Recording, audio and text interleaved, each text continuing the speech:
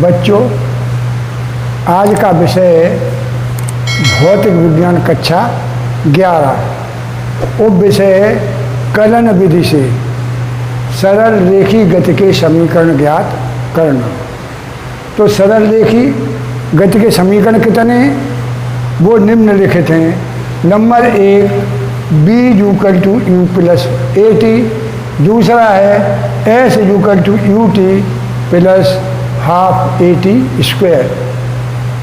तीसरा समीकरण है b² = u square plus 2as, जहाँ पर b = है पिंड का अंतिम वेग और a है पिंड गति का, जो सरल रेखी गति में पिंड गति कर रहा है उसका त्वरण, और u है पिंड का प्रारंभिक वेग और t है यात्रा में लगा समय।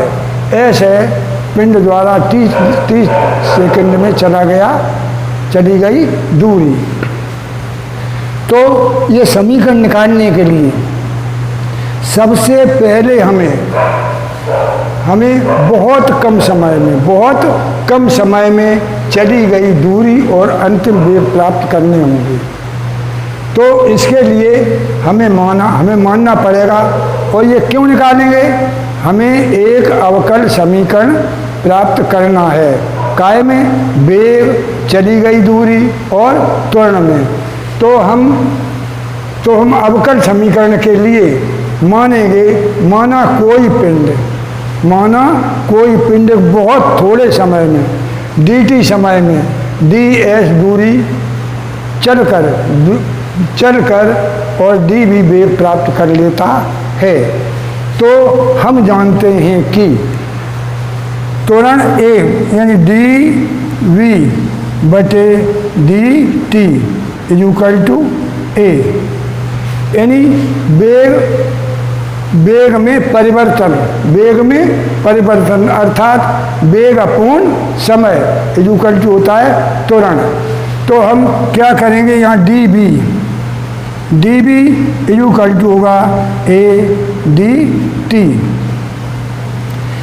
यहाँ पर जो है ये हमारा एक अवकल समीकरण प्राप्त हो गया है।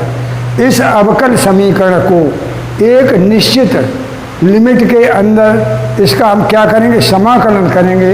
और समाकलन करने के बाद हम अपना एक प्रथम समीकरण जो गति का सरल रेखी गति का है वो प्राप्त करेंगे। तो हम यहाँ पर समाकलन करने के लिए लिमिट भी लगाएंगे। तो समाकलन का चिन्ह है ये।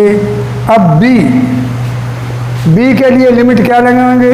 सबसे कम वेग होता है प्रारंभिक वेग, अधिक वेग होता है अंतिम वेग।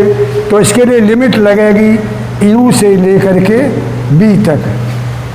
और समाकलन dv = a जो है एक नियत त्वरण है, यानी एक नियत त्वरण से वो क्या है? एक निश्चित त्वरण से पिंड चल रहा है। तो ये तो एक निश्चित संख्या है, इसका समाकलन नहीं होगा। a समाकलन, इसके लिए लिमिट लगेगी। सबसे पहले हम किस समय पे होते? 0 समय पे।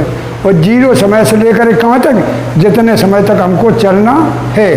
तो ये हो गया 0 से लेकर के t तक और dt। इसका हम समाकलन करेंगे। तो यदि dv से पहले अगर कोई वेग है तो हम उसमें क्या करते हैं? उसकी घात में 1 जोड़ देते हैं और जितनी घातें आती हैं उसमें क्या करते हैं? 2 का भाग दे देंगे। 2 घातें हो जाए 2 का भाग दे देंगे। लेकिन ऐसा नहीं है, इसमें केवल dv है। तो dv केवल है तो समाकलन के लिए हम d हटा देंगे, केवल b रखा जाएगा। तो इसका समाकलन हो जाएगा v और ब्रैकेट में लिमिट लगाएंगे u से b तक = a ब्रैकेट। इसमें भी है dt, तो d हट जाएगा और t रहेगा t, और इसकी लिमिट है 0 से लेकर के t। अब हम इसकी लिमिट लगा रहे हैं। लिमिट में ये होता है b के स्थान पे e अक्षर लिखा जाता है, ये b। और ये नीचे वाला है वो भी यू बी के स्थान पे यू लिखेंगे, लेकिन ऋण लगा करके लिखेंगे। ये लिमिट ऋण में होती है और ये धन में होती है, तो इसे लिखेंगे b minus you इजू equal to A bracket में t माइनस 0।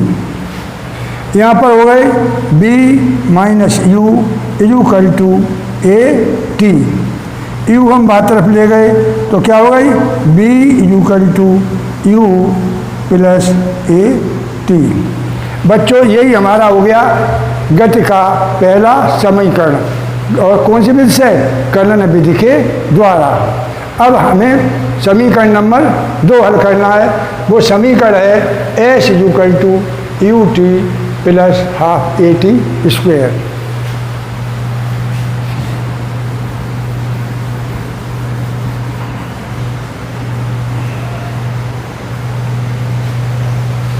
तो इसमें क्या करेंगे? इसमें भी वही पहले वाला मानेंगे।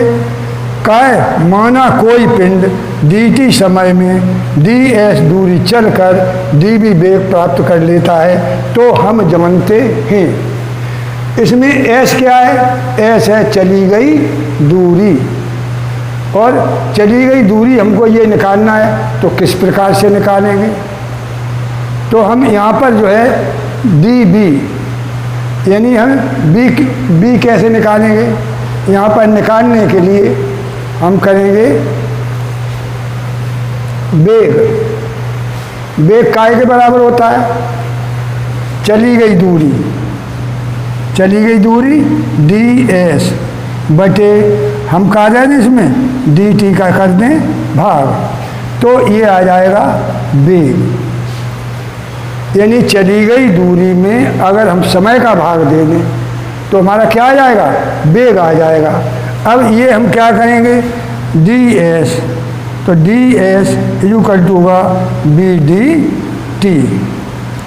लेकिन हम b जानते हैं, b प्रथम समीकरण से हमने पता लगा लिया है, b इक्वल टू होता है u प्लस ए टी। तो हम इस b को यहाँ से हटा देंगे और लिखेंगे ds equal to you plus a t into t d t. V का मान रख दिया और ये डी टी। इसका हम करेंगे इसमें मल्टीप्लाई, तो ये हो जाएगा d s equal to u d t plus a t और डी टी। अब ये हमारा क्या है? अवकल समीकरण बनके तैयार हो गया है। ये हमारा अवकल समीकरण बनके तैयार हो गया है। इस अवकल समीकरण का हम उचित लिमिट लगाकर हम क्या करेंगे? समाकलन करेंगे। तो देखिए समाकलन किस प्रकार से लगे। डी एस चली गई दूरी, हम कौन से दूरी चलते हैं? 0 से लेकर के एस तक, तो इसकी लिमिट लगेगी 0 से लेकर s, और इसे लिखेंगे डी एस इक्वल टू। अब इसमें है यू डी टी, तो u तो हमारा निश्चित है, u तो हमारा क्या है? निश्चित है। लिमिट काय पे लगे? t पे, तो ये हो जाएगा u, और यहाँ पे डी टी 0 से लेकर के t तक लिमिट प्लस सेम पिछली जैसे पीछे किया था उसमें एक ऐसा है, एक नियत त्वरण है। तो यहाँ पर इंटीग्रेशन, और t कहाँ से है? 0 से लेकर के t तक। ए निकल आया बाहर, अंदर रह गया है टी डी टी। इसका हम करेंगे समाकलन। आपको अभी पीछे मैंने बताया है जब इसका समाकलन करेंगे तो d हट जाएगा, केवल क्या रह जाएगा? बॉक्स के अंदर s रह जाएगा।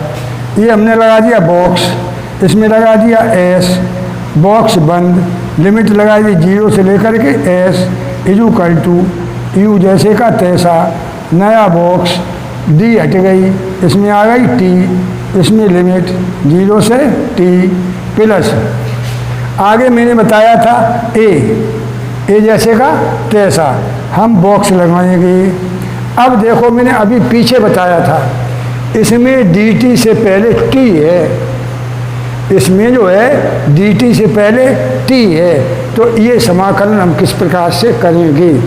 dt को तो हम छोड़ देंगे, जो t है इस समय t पे पावर कितना है, 1 है, तो t पे पावर में 1 जोड़ेंगे तो t पे पावर कितना हो गया, t पे पावर हो गया 2, और t पे पावर जितना हो जाए उसी पावर का हम नीचे भाग में कर देंगे या बटे में कर देंगे, बटे 2, और बॉक्स बंद, लिमिट 0 से t तक।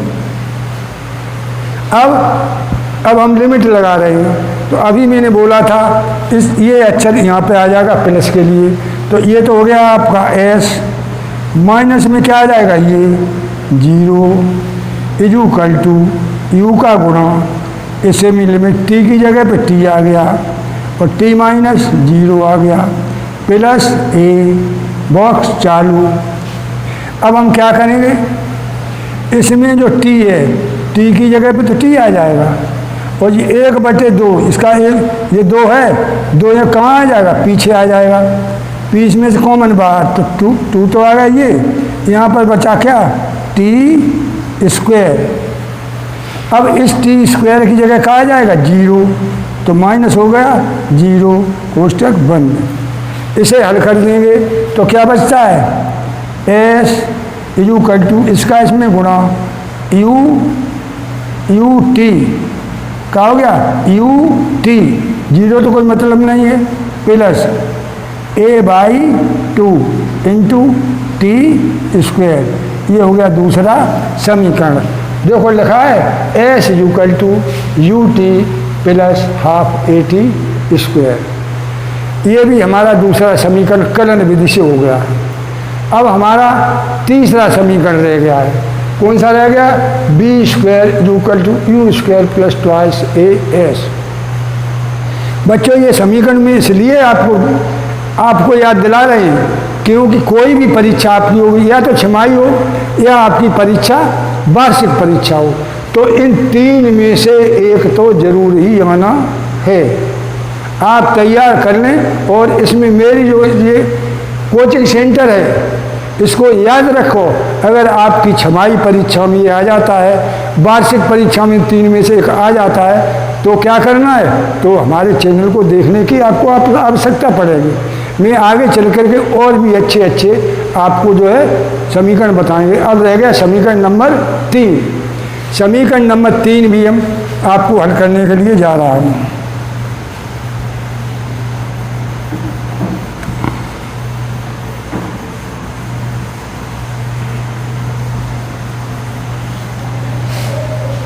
समीकरण नंबर 3 में भी हम शुरुआत कहाँ से करेंगे, जहाँ से पहले चले थे। सबसे पहले हम कहाँ से चले थे, हम जानते हैं कि dB/dt इक्वल टू त्वरण a, यानी dB बटे काय dt इक्वल टू a, या a इक्वल टू हम लिखें dB बटे dt। इसमें हम क्या करते हैं, ds का ऊपर गुणा करते हैं और ds का नीचे भाग करते हैं, तो क्या बन जाता है, a इक्वल टू हम क्या करेंगे, dB बटे जो dt है तो हम ds बटे dt कर देंगे और ये यहाँ ले आएंगे, जाको मतलब है वो dV बटे ds इंटू आएगो ds और बटे dt। बच्चों मैंने अभी बताया था इससे पहले, ठीक दूसरे समीकरण की जब शुरुआत की थी तो मैंने बताया था ds/dt ये किसके बराबर होता है, v के बराबर। काय को बताया था, b के।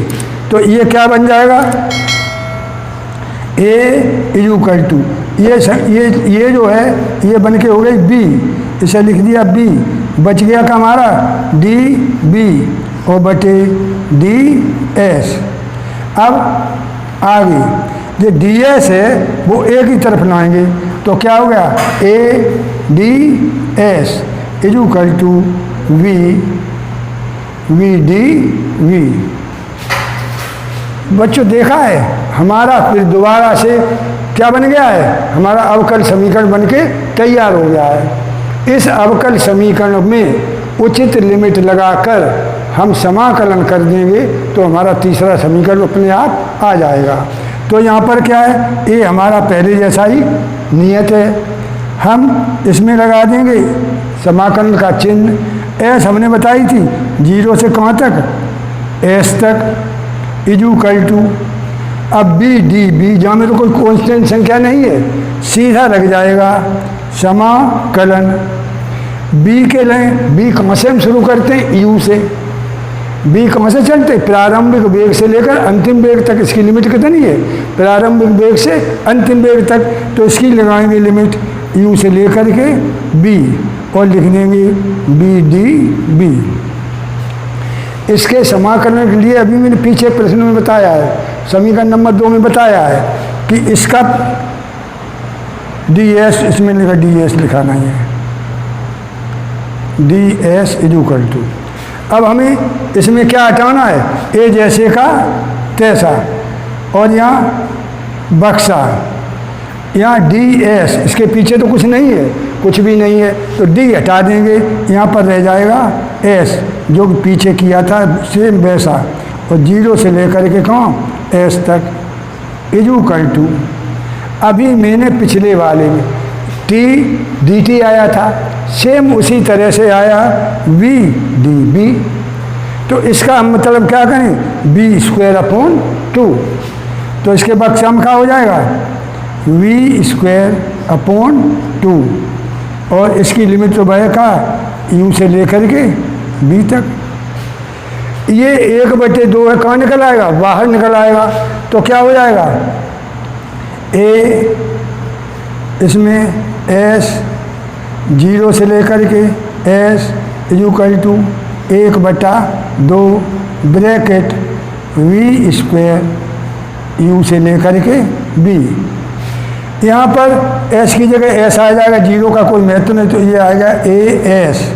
ये 2 का गुणा इसमें आ गया तो ये हो गया 2as। ये 2 में है, इधर आए तो कायम गुणा में जाएंगे, तो ये होगा 2as इक्वल टू, इस b की जगह ये b आ गया तो हो गया b स्क्वायर, माइनस में इस b की जगह ये आ गया तो हो जाएगा u स्क्वायर।